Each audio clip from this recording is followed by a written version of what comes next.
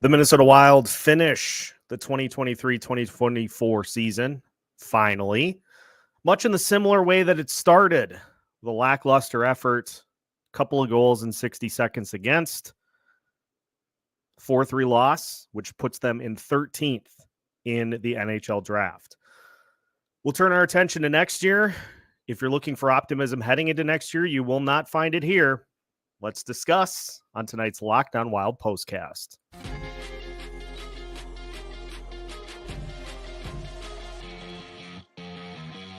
You are Locked On Wild Postcast, part of Locked On Minnesota on the Locked On Podcast Network.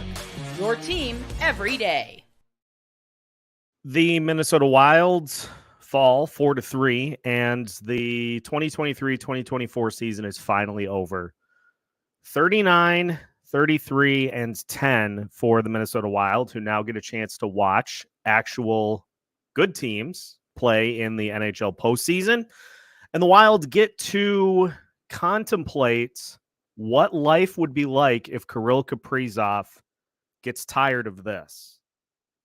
That is the biggest piece to all of this, is at what point is Kirill Kaprizov going to get tired of seeing players just coasting around on the ice, passing too much, leading to turnovers, leading to breakaway opportunities for the opponent? At what point is he going to say, I'd like to go elsewhere? I don't know if I want to re-up for 8 more years of this. If I'm Bill Guerin, that's giving me nightmares all offseason, because this team is not just one piece away. This team is several pieces away. This team is 2 forward lines, 2 defensive pairings, and a goalie, and 2 elite players away from being able to legitimately contend. You don't go 0-10-1 against the legitimate teams in the Central Division by accident. You do so because you're not good.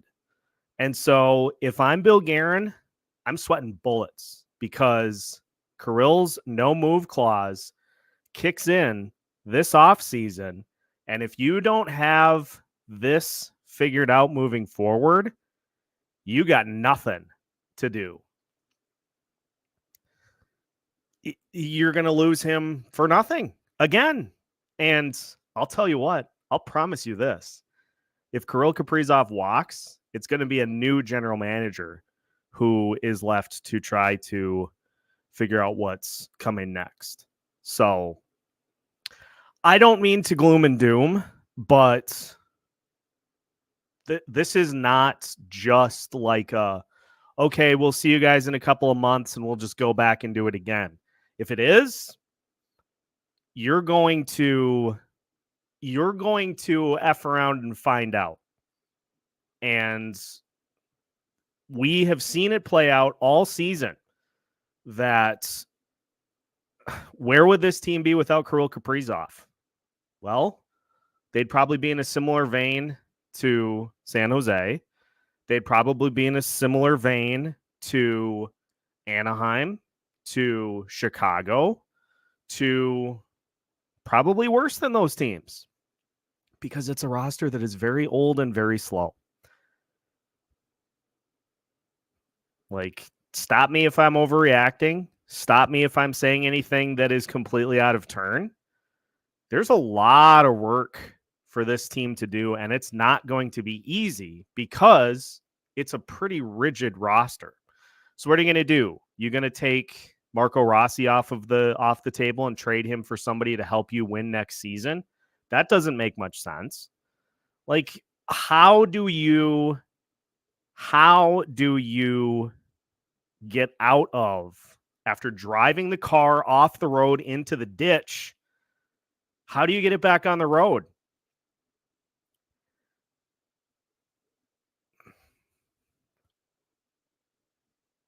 It's not going to be easy.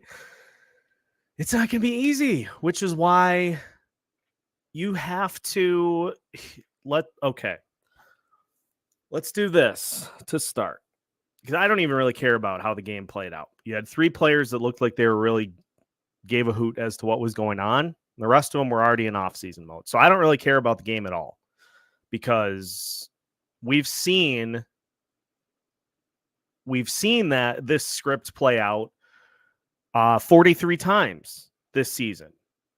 You get a lead, slow start, team comes back to tie it, a couple breakaway opportunities, you end up falling behind, and you can't manage the comeback. We've seen this script 43 times this season. And so, like,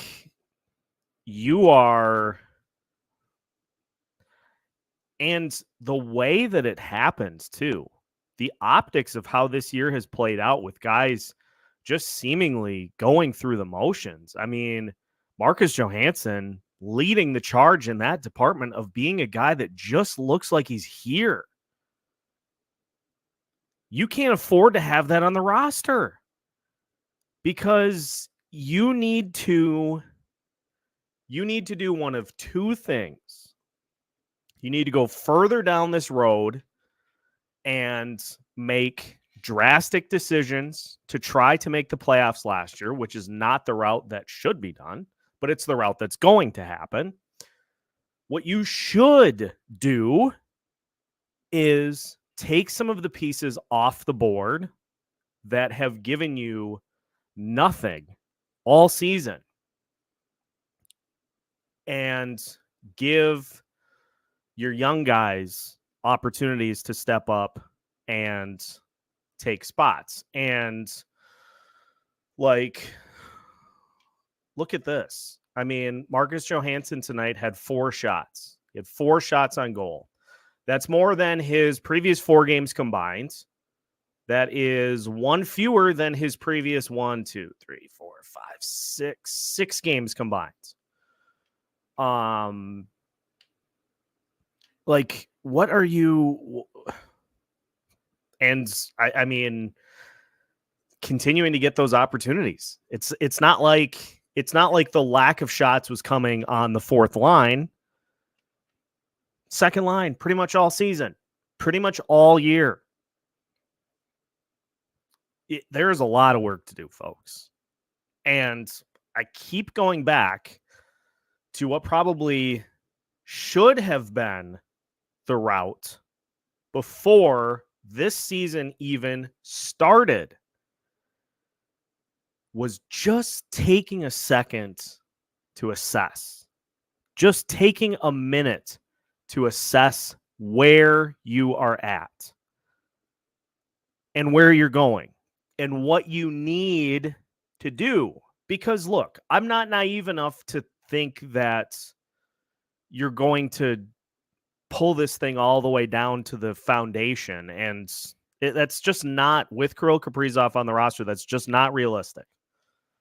Now, if he leaves, you might be in that spot anyway, but you have no choice but to try to be competitive in having Kaprizov on the roster. You're not gonna tank with him on the roster. He would leave immediately. But was it really the best idea? And hindsight very much is 2020. If this is a playoff team, we're having a completely different conversation. But the fact that you take essentially the same team and you just run straight into the brick wall again, was that the best decision to make? Yeah, you brought in Pat Maroon, but guess what? He didn't finish the season with the team because you weren't in a playoff spot. If you want my honest opinion, this team got way too comfortable after last season. They got way too comfortable. They assumed that everybody was going to stay fully healthy and that they were going to be able to just walk into the playoffs. And that mentality is a problem in and of itself. Like, what I would have done, and clearly this is not the right way to go, because I'm not a GM. What I would have done at the end of last season is just take a moment, take a week to assess, where are we at? Is there a way that we can still be a playoff team coming at this a different way? Because still a team that got penalized a ton, too much, which led to a disastrous penalty kill this year. The goaltending was pretty much awful to start the season, which got Dean Evison fired. And injuries happen to every team. The issue with the injuries this year was the players that the Wild put in to fill in for the players that were hurt.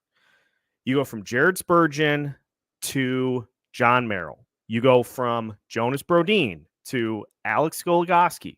You have Marcus, you've got Matt Zuccarello out of the lineup for a little while.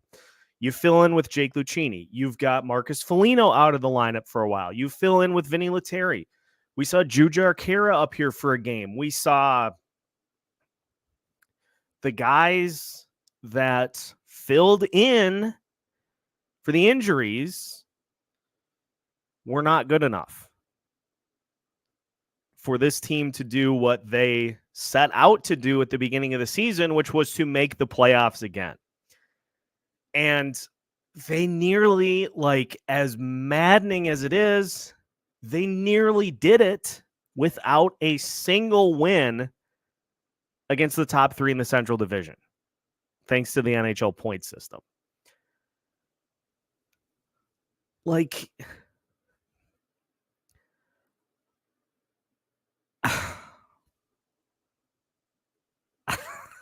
I mean, am I overreacting here? Like, am I overstepping? Am I just completely reactionarily assessing the situation for where this team is at?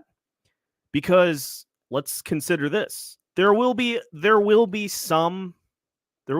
bit of roster shaking up, but unless Marcus Johansson is moved, which doesn't seem likely, unless Freddie Gaudreau is moved, which doesn't seem likely, unless Marcus Foligno is moved, which is a 0, unless Ryan Hartman is moved, which is probably a 0 as well, unless Matt Zuccarello is moved, which is probably a 0, you're going to be mostly the same, just a year older. And the fact that the potential exists that in order to make a move, in order to shake things up, that Rossi would be the guy that you would deal, it's backwards. There's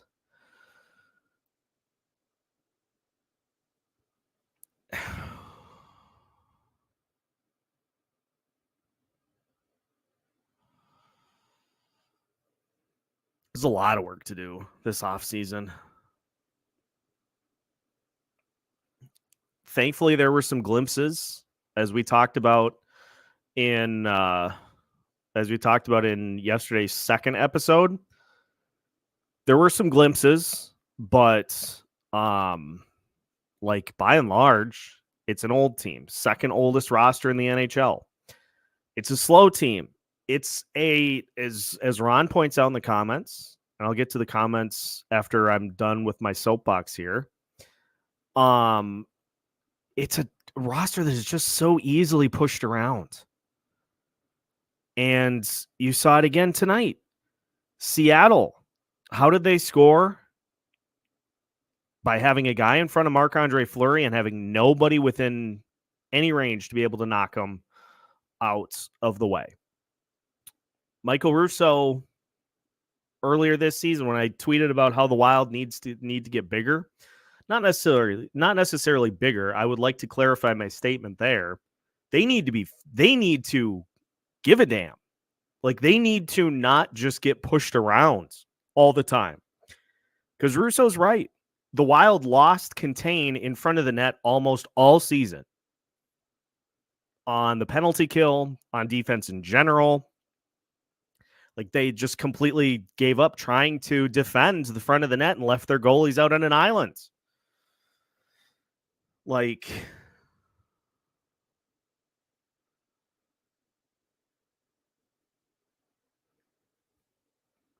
I don't know. I just saw a lot that went on this season that frankly just makes you kind of angry. And not only all the things that we mentioned, but how about the fact too that there just was no urgency at any point this season. There was no urgency. There was no urgency after 5-14. There was no urgency. And that carried all the way to the final game of the season.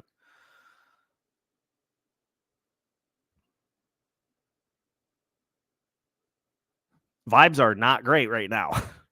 Vibes are not great. Bill Guerin's going to need to do a little bit of a goodwill tour this offseason to try to get things back, because as it stands right now, that was awful.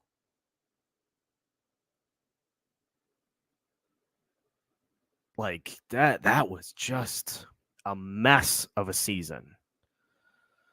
So how we're going to structure this offseason, as I take the weekends to just enjoy hockey, playoff hockey, chaotic playoff hockey, the best time of the year,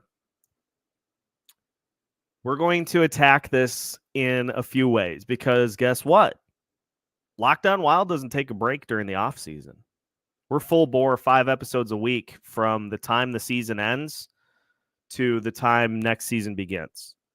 And there's a lot to talk about. How I would like to attack this, and just give me a thumbs up in the comments if you think that I'm on the right track. How I'd like to attack this offseason is starting by asking the question, what are we building towards? Like, what is the goal? What is the goal for 2024, 2025? If it is not to be a Stanley Cup contender, and honestly, like, I'm not going to fault the team at all for not being a cup contender next year. I don't think anybody realistically is going to get upset by that not being the goal. But then what you have to do, if that's not the case, you got to figure out what you are building towards over the course of next season. Because if it's the same as this season, that you are just going to fight like mad, you're going to you're going to list through the first 20 games of the season, then get a bit of an attitude adjustment, and then do it again. And like, if your goal is just going to be to run this back and do the old college try again,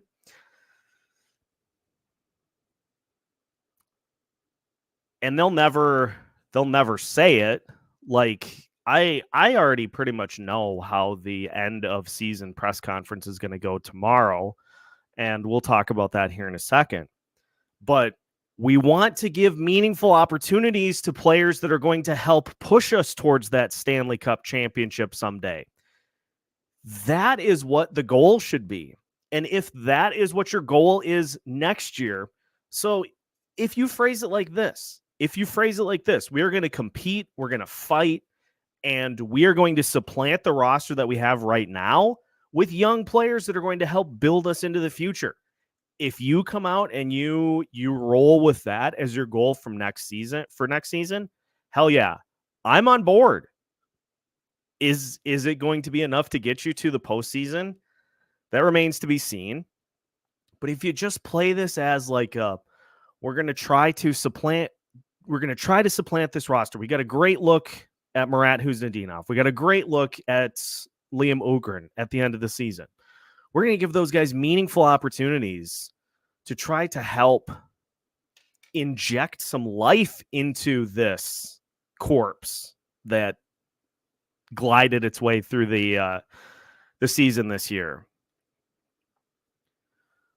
Like, if you can start the season with Huznadinov and Ugrin and maybe Yurov playing and finish with them being legitimate pieces and big time contributors to this mix, you will have gained my attention next season. But we can't do this again.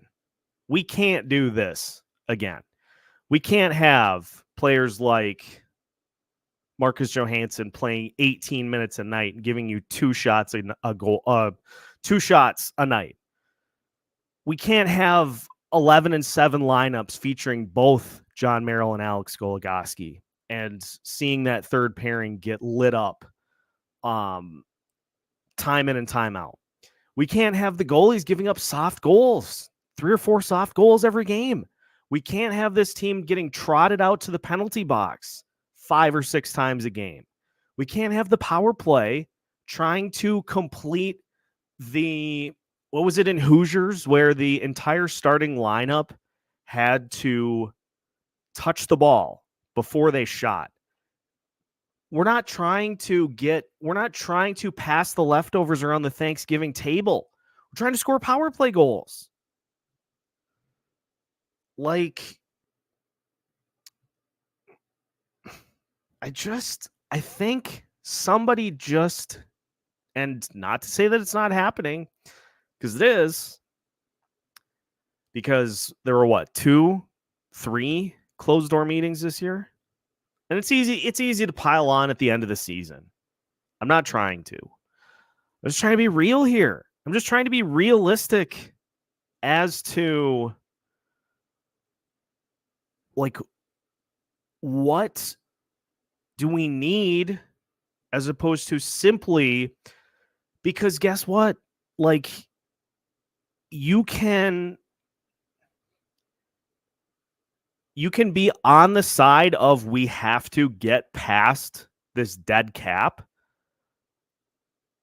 but I do not accept simply advancing the calendar 365 years. There are things you can do to get yourself ready for that opportunity while not just repeating the same things on a nightly basis. Hoptics, you and I are going to fight. I can already tell. I can already see it by the comments that are trickling in. We are going to fight for this when we come back. Minnesota Wild season ends with a 4-3 loss to the Seattle Kraken, much the way it started. Although, to be fair, the season started with a 2-0 shutout win over the Florida Panthers, who are one of the legitimate contenders in the Eastern Conference. So maybe it didn't end the way that it started, but it definitely ended. So we'll talk more about it as we continue tonight's Locked On Wild postcast after this.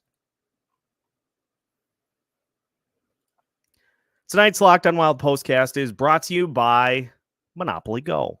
We've all been there, either as a player or a fan. It's halftime and the scoreboard is not looking great. You're feeling low, not sure you or your team can pull out a win. That's when you got to dig deep, lift your head up, and say to yourself, time to get back in the game, pull off some bank heists, and take as much of my money, as much of my friends' money as I possibly can. That's right. The smash hit mobile game Monopoly Go lets you compete with your friends to get the most riches and biggest empire. It's the Monopoly you love, but on your phone anytime with tons of new twists, including leaderboards to compare your progress to your buddies. There's so much to do, such as playing countless dynamic Monopoly boards, making your friends bankrupt by smashing their landmarks with a wrecking ball. You can even work with your friends to crack open community chests and in tournaments to get extra rewards and climb the leaderboard. So get back out there, put on your game face, and download Monopoly Go, now free on the App Store or Google Play. Tonight's Locked On Wild Postcast also brought to you by Policy Genius. Folks, life insurance can be a daunting thing to not only pick, but to make sure that you have exactly what you need. Thankfully, Policy Genius is the country's leading online insurance marketplace. Policy Genius saves you time and money so you can provide your family with a financial safety net starting today. Policy Genius helps you compare your options from top companies, and their team of licensed experts is on hand to help talk you through it. Your work life insurance policy may not offer enough protection for your family's needs. Check life insurance off your to-do list in no time with Policy Genius. Head to policygenius.com/LockedOnNHL or click the link in the description to get your free life insurance quotes and see how much you could save. That's policygenius.com/LockedOnNHL. policygenius.com/LockedOnNHL. Minnesota Wilds see their season end by a score of 4-3 to the Seattle Kraken here this evening. And I do want to say, Hoptics, I hope you know I do this out of a position of you are purely the most consistent voice in the optimist category. So I'm not doing it because I think your takes are bad. I'm doing this because you have been somebody who, even though we disagree, you consistently come back and voice your opinions, and it gives for a great opportunity to have a back and forth. So like when I say we're going to fight, I'm doing so, of course, in a playful manner. Not malicious at all. Like, I enjoy the fact that we get the opportunity to have a back and forth. So let's dive in. Give me a second to find one here. We all knew it was going to be rough until the end of the buyouts. This is our first mediocre season, and honestly, we were overachieving the entire time. This is correct. Because let's think back to the seasons that directly followed the end of the Parisian Suter regime. The first season after, in which the Wild had, I think it was something like $5 million of additional cap space, thanks to those decisions, they scored 310 goals and were one of the top 5 teams in the NHL in offensive possession zone time. Just throttled everybody that they played. But guess what? They got penalized a lot. Their penalty kill was very mediocre. And the goaltending, Cam Talbot was sus. The goaltending was sus, which is why the Wild went out and got Marc-Andre Fleury at the deadline, because goaltending was suspect that year. Fast forward to last year, you get Philip Gustafsson, Vezina campaign, and Marc-Andre Fleury playing very, very well last year, covering up that expected drop in offense. You go from 310 to, I think, 237 in terms of goals. The penalty kill numbers were good because the goalies made the saves. And now this year you had neither. You had average goaltending at best. Offense was still like it was last year, but the goalies weren't making the saves on the penalty kill, which is why that unit ballooned to one of the worst in the league because the goalies weren't making saves. Here's the problem, though. That first season, that seems to have fooled the GM. It seems to have bamboozled, hoodwinked, led astray the one who makes the decisions. Because it seems like every decision that has been made ever since has been made to try to chase what you did in 2021, 2022, which was not feasible. So had we done this, had we taken the opportunity, use that opportunity immediately after you get rid of Parise and Suter for a little bit of an influx, really go for it like they did. The Wild played that perfectly, and obviously they had a fantastic season. But an assessment period was all we were asking for, as opposed to locking everything in. Now, I get it. You're not going to be a legitimate contender until you get past this. And for the most part, there have been a lot of moves done to reflect that. But then these extensions, like the Foligno extension, 4 years. Guess what? Foligno has an injury history that concerns me. When he's on the ice, he's fine. But he played 56 games this year. Hartman, honestly, I don't have a ton of issue with Hartman. He gets called for penalties quite a bit. I think the fact that we've seen him transition to being more of a wing player, I don't really have a ton of issue with Ryan Hartman, other than when he gets on one of his runs where he gets called for a bunch of penalties. The one, honestly, that I still cannot fathom, I still cannot understand, is Goudreau. I don't get it. And I know he had a rough year this year, so there's hope that he can bounce back, but it just was not a need. Locking Freddie Gaudreau in, knowing what we now know about Marco Rossi, locking Freddie Gaudreau in was not a need. It was a panic move because the team didn't know what was going to happen with Rossi. So I get the reasoning behind it, but 5 years?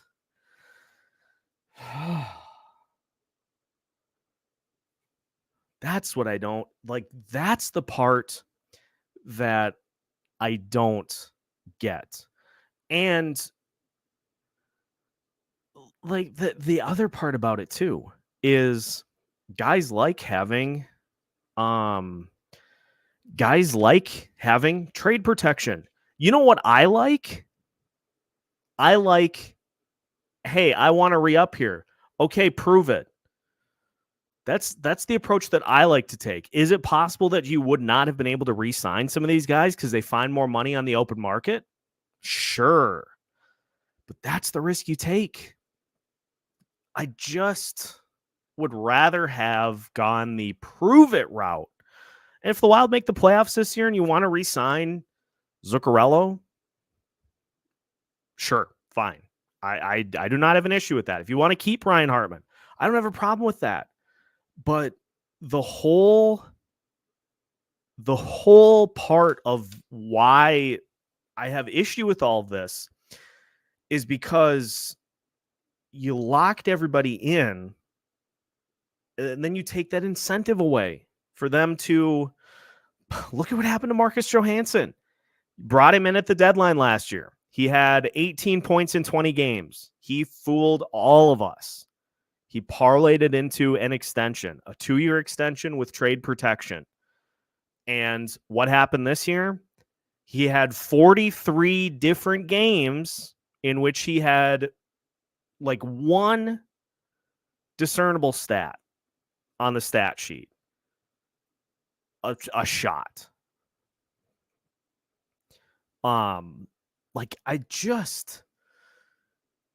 This is another one of the frustrating parts too, is if you get if you get better production from that second line, you're probably a playoff team. Even with all of this that has gone on, if you get better production from that second line, as soon as Kaprizov and Zuccarello were split, Zuccarello's production plummeted. If you get better production from that second line, you're probably a playoff team. But they didn't get it. All right, take out Moose and Hartman. Give me your 4 lines. What are we rolling with here? I'm going to consult the Daily Face-Off. Eriksson Ek, Kaprizov, Boldy. I don't touch that line. That's your number 1 line next year. And honestly, that's a legitimate line that can contend with other teams in the NHL. Like that's a legitimate top line. So I'm not touching it. I like Ugrin, Rossi, Zuccarello as the second line. I like that. Zuccarello is a playmaker on that second line. I like the kind of mentorship that Zuccarello has had with Rossi. I like that. And Ugrin is a shooter. That line now, do we have to see it play out? Certainly. Is it possible that it won't work? Yeah, very possible. But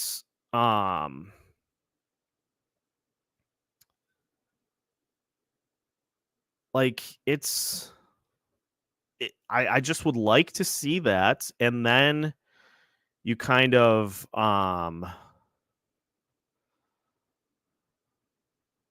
then you just pivot from there. Okay, I'll finish this, but I might have to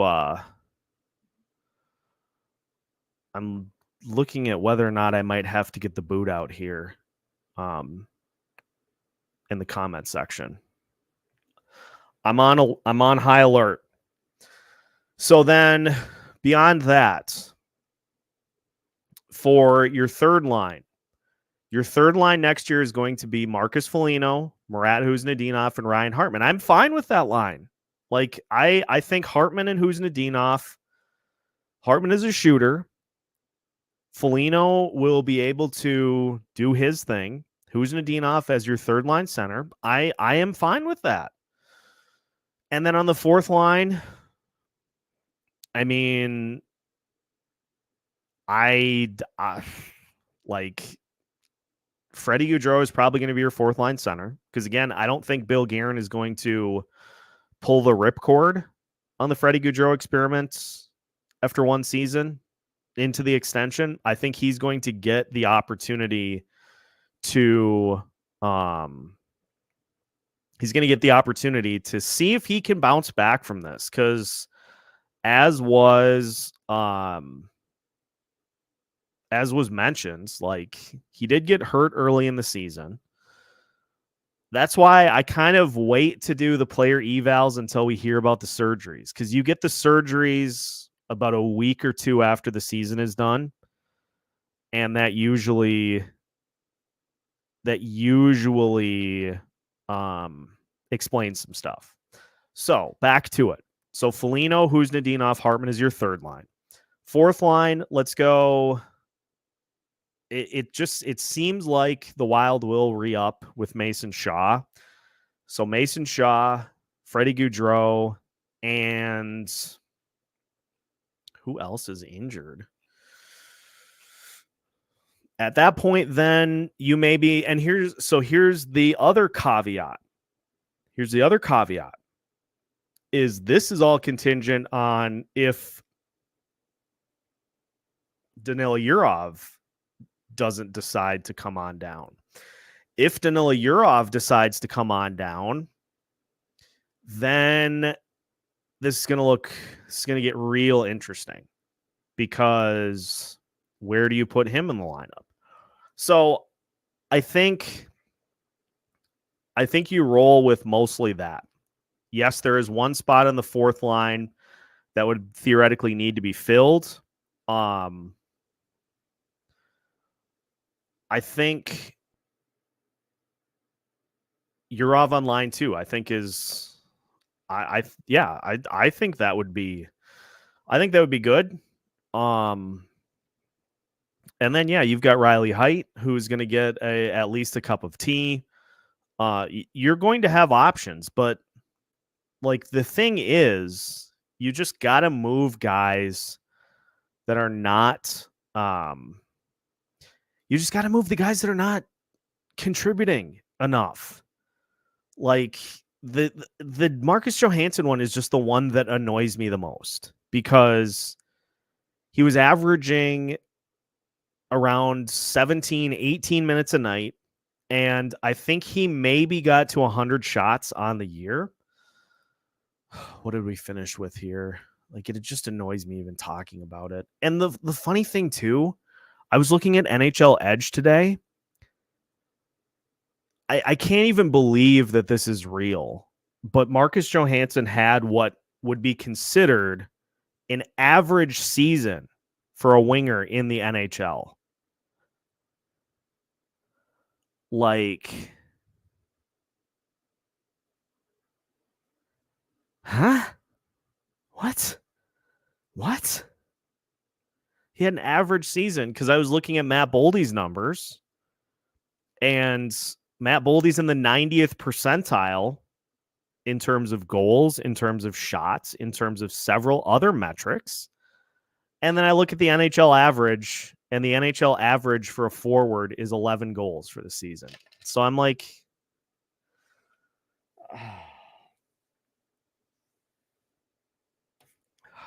that was something else. All right, I went way too long-winded on that, so I want to kind of backtrack because there have been a ton of great questions. I expected nothing less in the final postcast. Now, this won't be the final live stream, of course, but in the final postcast of the season, I expected nothing less than some great questions to finish things off. I want to go back because there was a lot of chatter about the Fleury situation. There's a lot of chatter about the Fleury situation. So let's talk about that. As it stands right now, here's how I think this plays out. Gus and Fleury are your two goalies next year. At least to start. The Fleury extension is done in an attempt to put Philip Gustafsson on notice. His conditioning's been brought up multiple times. The team obviously they're not happy with it. And so this has been done to put Philip Gustafsson on notice that if you don't get it figured out and improve it, then what happened to him, what happened to Jordan Greenway, will happen to Philip Gustafsson. And like I had said, I think the consensus was the trade deadline. No. If you get through a month of the season and if you get through a month of the season and things are not great with Gustafsson, he's out. Because one of the things that Bill Guerin has been consistent on in his tenure is that if he is not a fan of what you're doing on this team, you are gone. Like, you are gone. And so this is to put Philip Gustafsson on notice. Honestly, I know we would like to see Jesper get the whole season up here, but if the Wild learned anything from how this season played out, it was that they were woefully underprepared to handle injuries. And so if your plan of attack this year is to start the year with Gustafsson and Fleury and to have Jesper, because I read that you get like your first 160 games at the NHL level where you can pass back and forth without waivers. So if your plan of attack is to have Fleury and Gus and have Jesper back up anytime somebody gets hurt to bank him some starts, I see the logic there. Do I like it? I would rather Jesper get the opportunities, but that is the reason that they went that route. So let's boy, we are throwing heaters here tonight. Let's let's talk about the captain. I see if Jesper gets between 10 and 20 starts this year, Sean, I would be perfectly fine with that. Because like what this, if I could formulate my thoughts, you're also going to get a good idea then if last year was the aberration for Philip Gustafsson or if this year was the aberration for Philip Gustafsson. And if this year was the aberration, and if he starts off the season just absolutely gangbusters, that's worth keeping around. So that's how I see that situation playing out. With the likelihood that it's probably not going to go according to plan. All right, let's talk about the captain. Let's talk about Jared Spurgeon, because actually just one final throw in from Sean. Gus is also one of the only guys without trade protection. That is correct. So he has until February to get things figured out. And if it's really going off the rails, the trade will happen before that. San Jose was able to find a taker for Capo Kakinen. Like they'll find somebody. They'll find somebody to be able to take Gus on. If they really want to move him, they will. All right, let's talk about the captain, because this is not a tenuous. This is not an ideal situation. I don't envy having to make a decision in this case, because you named Spurgeon the captain. He also now is going through hip and back injuries. It's not a guarantee that he is going to be ready to hop in. And like I don't know how I want to attack this. So let me just say this. Spurgeon is a good player. Yes. We've seen what we've seen in the postseason. I've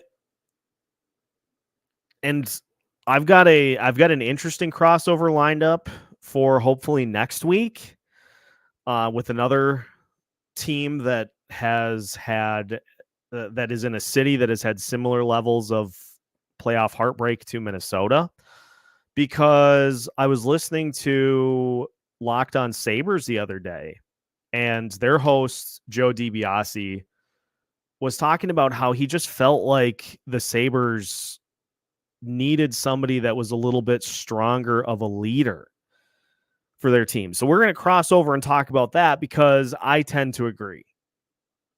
Like, let's just rip the Band-Aid off here.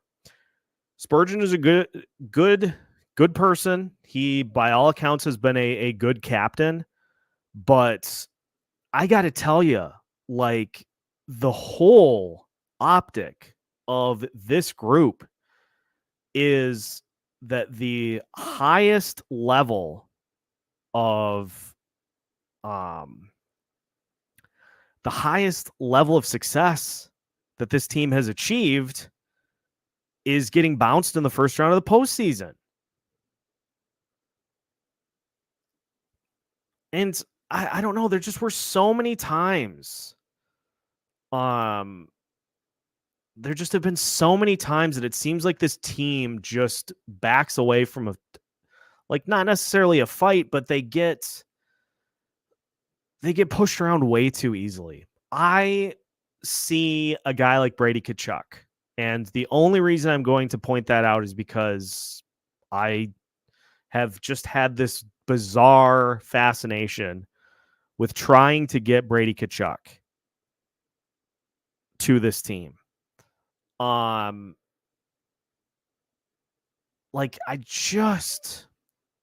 just sometimes think that in order to get this team out of the funks that they get themselves in, you got to have somebody that's just willing to throw a chair or break a table or something.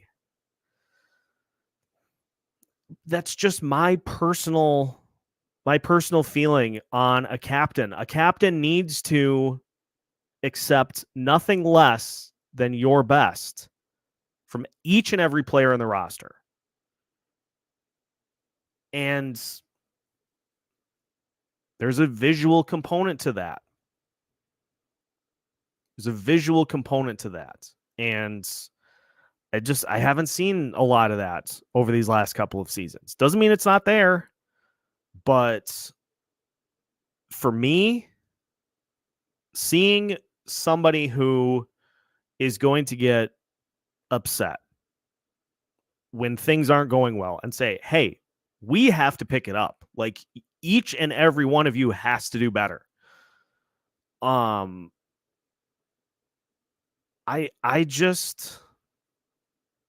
It's probably not the right mindset, right mind frame.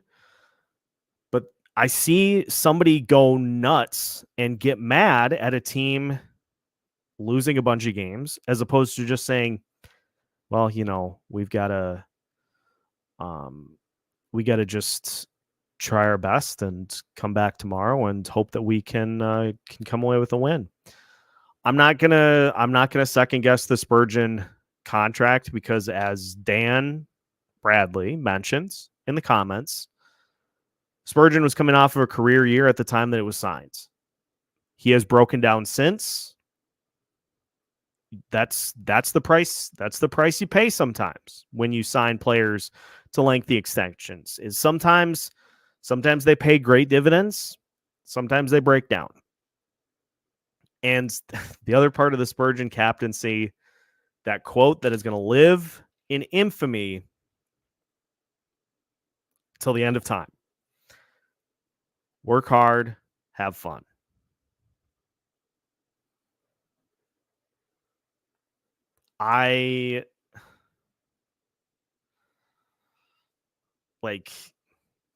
That's one that weighs in my mind too. So what I think will happen, here's my honest opinion as to what I think will happen on the Jared Spurgeon front. I think he will start the year on long-term injured reserve, and the team is going to have to there's going to come a point in which a decision is going to have to be made. If anybody can come back from those types of injuries, I certainly give Jared Spurgeon a good chance to do it. But I got to tell you, the odds are very high. So I think he starts the season on long-term injury reserve, which means that the Wild will have some cap space to play with at the beginning of the season, which also is nice because I got to tell you, going through the entirety of the season with a bare bones roster and having to penny pinch is suffocating. So if that's how that plays out, the reports are that he should be ready to go for training camp I will believe it when I see it. I'm just being honest. I will believe it when I see it. If he is able to come back, awesome. If not, then that is something that's going to have to be dealt with.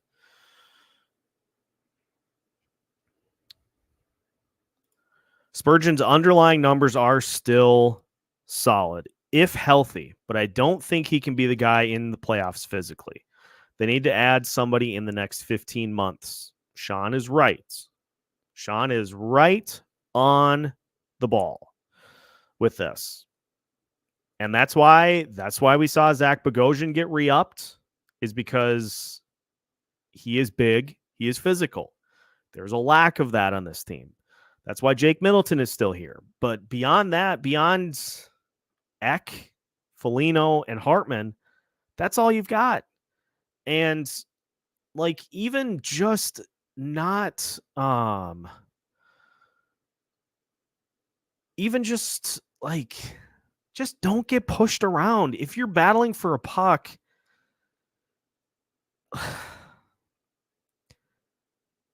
I'm gonna pick on him again because it's the last one that I remember. It was against who was it against? Was it against Colorado? Marcus Johansson was battling for a puck along the boards. He didn't even get touched and just kind of get slid out of the way. Like, fight for, like, defend your turf, stand your ground. That's the phrase I was trying to say earlier, and it just didn't come to me. Stand your ground.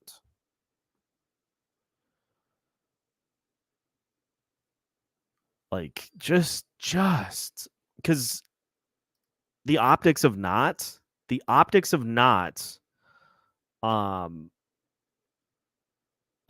doing that make it look like you're just kind of mailing it in. Let's go to Freddie here. What is up with Carson Lambos? Great question. We appear to be at a little bit of a gap from where the Minnesota Wild defensive prospects are at and the current NHL roster. The consensus is that the likes of Lambos, O'Rourke, evidently Damon Hunt, are not ready for NHL time. That's a problem. Now, they're like 20, 21 years old. So they're not busts. It just takes players longer sometimes. And let's also consider the fact that literally all of them are there at the same time. So who are you looking up to defensively? That guy was supposed to be Dakota Mermis. What did he do? He spent pretty much the entire season on the NHL roster. So they're all trying to learn how to do it at the AHL level at the same time. That's not common. A lot of times a D-corps has maybe 2 or 3 prospects in there at the same time that are, trying to kind of to figure out how to do it. It just so happens that there are like 5 of them right now that are doing so. And O'Rourke is in that same vein. Lambos, O'Rourke, Hunt, Jack Pert is there. Like all of those, Kyle Masters, all of those defensive prospects are young. They're all trying to figure it out at the same time. So I'm hoping to be able to do a look at the development side of things at some point this offseason, because I am genuinely curious, like, what's the plan? How do you handle having that many guys at once? Because usually you have some minor league guys that have been around the block a few times that can kind of take the lead. And Dakota Mermis was supposed to be that guy. He spent pretty much the whole season in the NHL. Mike, thank you for tuning in all the way from Tokyo. Appreciate having your support, and glad that we could keep you entertained from the other side of the pond here after the final game of the season. Oh God, did Zach Parise score? All of my chickens have come home to roost. How's Dewey doing? Oh, 4 minutes into the second period. That's not great.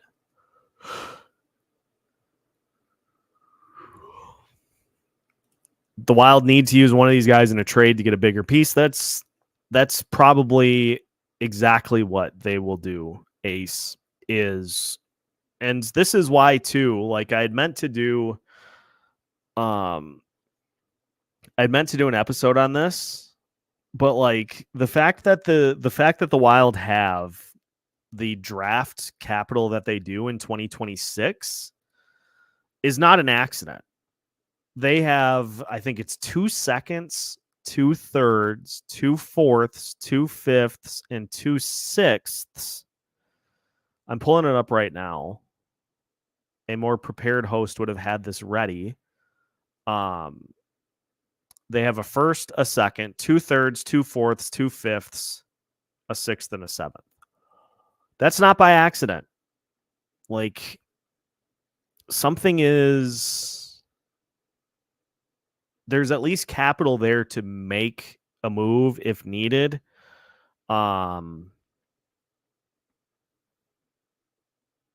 So there are prospects, there are draft picks. There will be a move made at some point. What else here? See if I can end with a good one. Ooh, I like this from Adam. Who do you think the Wild get drafted? Let's end the night with a tankathon spin. And by the way, I've got I have some fun things planned for the draft. More of that information will be revealed in due time. And we're going to do some actual like full-length profiles on these guys that will be in the mix for the Wild to draft at 13. So we'll have some actual like longer, tangible conversations about these guys that are going to be there at 13. So I'm excited for that. I'm going to get to that in a second, but first, question from a fan in Utah. What do I do? Beyond pumped for the NHL to come to town, but I can't imagine pulling for any other team other than the Wild. Can I support both teams? You can and you should. You can and you should. Because honestly, like the way that everything went down in Arizona was, I feel terrible for all the employees, all the fans, how that all played out. Hockey in Utah is going to be sick. So definitely cheer for the Utah to be named Laters, but absolutely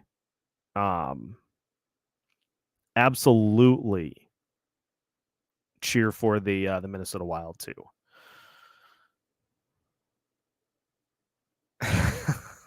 No Utah support until they get a team name. I like that. I like that. But yeah, I don't know what route they're gonna go for a team name there. Honestly, like the Yetis would be outrageous.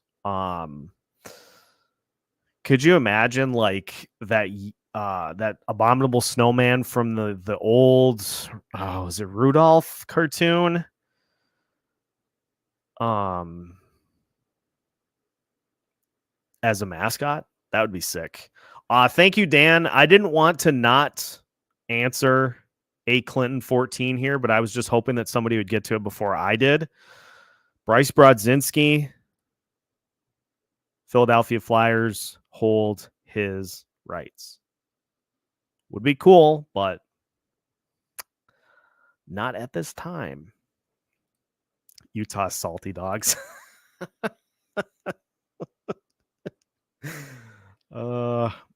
Could you go with another team that had a...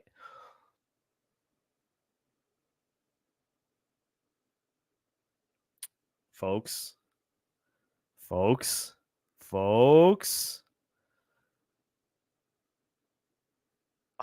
this is too good. So if we're going on the music theme, the Utah Rock.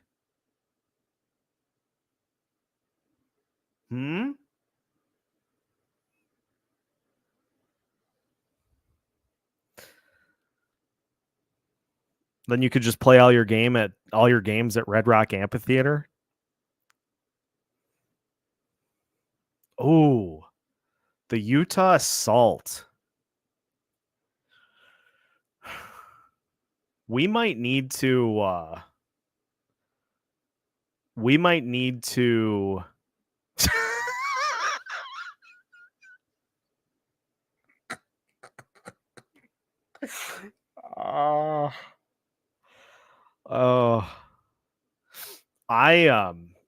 I think I've talked myself into the Utah Rock.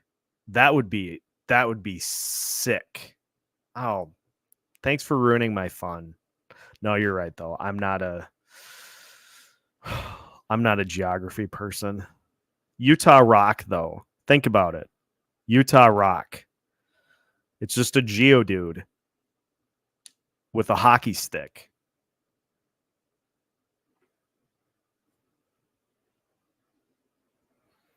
I think we might be onto something here. Beyond that,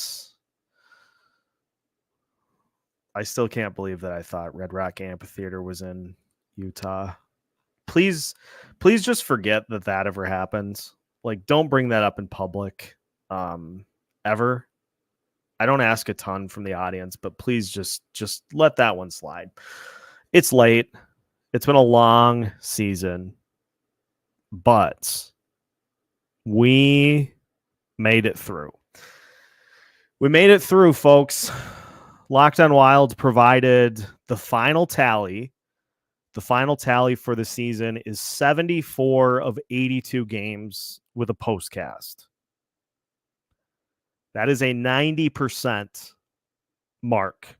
I feel like that's a good bar to hit through the course of an entire season. So rain, snow, sleet, Sweden, lackluster power play, bad offense. We brought the rock all season, but could not have done it without the audience, without listeners like you who make this all possible. So as I wrap up here for the final postcast of the season, I do just want to throw out a thank you to the listening audience. It's been a lot of fun, even when the games aren't great. Where else can you sit after a game for an hour and just talk about whatever? Talk about the name for the Utah hockey team. That's what Locked on Wild brings. We're not just a show, it's a community. And I appreciate each and every one of you that are part of it here. Whether we think that this team is going to be able to get themselves in the right direction, or we think all hope is lost, we're all here. We all come together and we talk about it. As I mentioned, though, we're not going anywhere for the off season. I'm not going to disappear off the face of the earth. We'll have episodes every day. We'll have some live streams mixed in throughout the course of the off season too. I don't want that component to go away completely, but as I kind of get things fleshed out, I'll probably do just an episode to talk about kind of how we're going to plan out the off season with a whiteboard or something, so that I can just kind of show it. So stay tuned. We'll keep you up to date throughout the off season on any big news, any moves, anything. And most of all, just get ready to, and actually this is a really good idea. Just to cut myself off. I maybe will try to do a couple during the postseason too. Maybe a watch party just to have a game on in the background and just to be able to just hang out and have fun. So stay tuned for that. Probably do some during the week, but beyond that, that's all I got. You guys are all beauties. Just an unbelievable audience to Locked On Wild. We're going to hit 1 million listens since I took over this summer, which is just an insane number, but everybody keeps coming back every single day. And so you get my A game, no matter if I'm feeling great or if I feel like I just got hit by Brandon Duhaime in the face. Thanks for the season. Off-season work starts tomorrow. So make sure to hit that like button and make sure to subscribe if you have not already, so you don't miss out on any new episodes throughout the rest of the off-season. You can find new episodes every Monday through Friday, all off-season long, as part of the Locked On Podcast Network.